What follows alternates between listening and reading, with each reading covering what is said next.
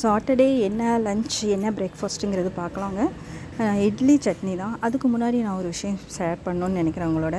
என்னென்னா, மழை பெய்யும்போது பார்த்திங்கன்னா எல்லாருக்குமே பிடிக்கும். அது ஏஜ் டிஃப்ரென்ஸ் எல்லாம் கிடையாது. குழந்தைங்கலேருந்து வயசானவங்களுக்கு எல்லாத்துக்குமே மழை பிடிக்கும். அதுவும் நேற்று ஃப்ரைடே பார்த்திங்கன்னா ஈவினிங் கரெக்டாக அந்த பீக் ஹவர்ஸில் எல்லோரும் வீட்டுக்கு வரும்போது மழை பிடிச்சிச்சு. அதனால் பாப்பா கொஞ்சம் நனைஞ்சிட்டா.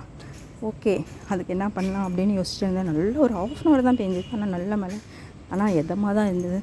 சரி, காலையில் Saturday morning as usual idli chutney. நான் கருப்பு உளுந்து போட்டு ஆட்டுவேன், நான் சொல்லியிருக்கேன் ஏற்கனவே. அதனால கொஞ்சம் கருப்பாக மாதிரி தான் இருக்கும் என்னோடய இட்லி.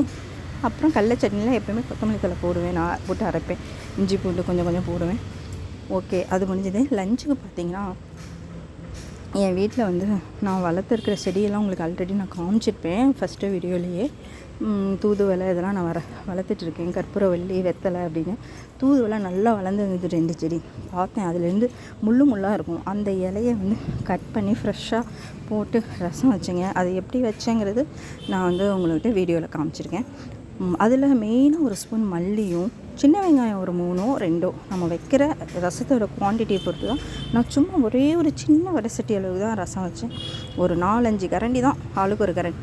சூப்பராக இருக்குங்க. இந்த ரசம் வந்து எல்லாமே பார்த்திங்கன்னா வறுத்து வணக்கி பண்ணுவேன். அப்படியே அரைச்சி தாளிக்க வேண்டியதான். ஆனால் தாளிக்கும் போது நான் பெருங்காயம் போட மாட்டேன். அது கொதிச்சும் போது தான் நான் போடுவேன். அதே மாதிரி கொதி வந்தோடனே ஒரு புளி தண்ணி ஊற்றி கொத்தமல்லி தழை போட்டு இறக்கிடணும். அவ்வளோதான். சூப்பராக இருக்குங்க இந்த ரசம். இந்த ரசம் வந்து ஃபில்டர் பண்ணி ஒரு கிளாஸில் வச்சு நீங்கள் கஷாயம் மாதிரி குழந்தைங்களுக்கு கொடுத்தா கூட அவ்வளோ நமக்கு தொண்டை வலி, ஜில்லுன்னு ஏதோ ஒன்று குடிக்கிறோம் இந்த சம்மருக்கு, அதனால் நமக்கு தொண்டை வலி வரும், சளி திடீர்னு பிடிக்கும், ஹீட் அதிகமான சளி பிடிக்கும். இதெல்லாம் வந்து க்யூர் ஆகிடும்னு வச்சுங்களேன். அப்புறம் பார்த்திங்கன்னா, இதில் வந்து சின்ன வெங்காயம் எல்லாமே பார்த்திங்கன்னா நான் வணக்கி தான் அரைச்சிருப்பேன். எல்லாமே நான் வீடியோவில் ப்ரீஃபாக உங்களுக்கு பார்த்தாவே உங்களுக்கு தெரியும். இதே மாடலில் கொஞ்சமாக வச்சு செஞ்சு பாருங்கள். அதில் கொத்தமல்லி தான் மெயினு, ப்ளஸ் தூதுவளையும் நிறைய போட வேணும். நான் பாருங்கள் ஒரு 10 இலை அந்த மாதிரி தான் போட்டிருப்பேன். ஆனால் ஃப்ரெஷ்ஷாக இருக்கணும். அந்த இலை போட்டு அரைச்சி இந்த மாதிரி செஞ்சு பாருங்கள், செம்ம டேஸ்ட்டாக இருக்கும். ஆனால் அந்த கொத்தமல்லி போடுறதுனால மணக்குங்க. அது வணக்கும் போதே செம்மையாக மணக்கும், வாசனை தூக்கும், சாப்பிட்றதும் ருசியாக இருக்கும். மணக்க மல்லி ரசம்னு போட்டிருக்கேன்.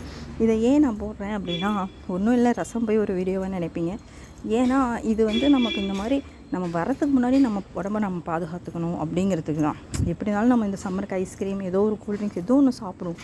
அதுக்கு தான். ஏதாவது கோல்டு காஃப் வரத்துக்கு முன்னாடி இது சாப்பிட்டுருச்சுன்னா நம்ம வந்து ஓகே, அது அதிகமாகாமல் நம்ம வந்து இது சாப்பிட்டு நம்ம அது ஒரு மூலிகை தான். அது சாப்பிடும்போது நம்ம க்யூர் ஆகிடும். அதுக்காக தான் நான் இந்த வீடியோ போட்டேன்.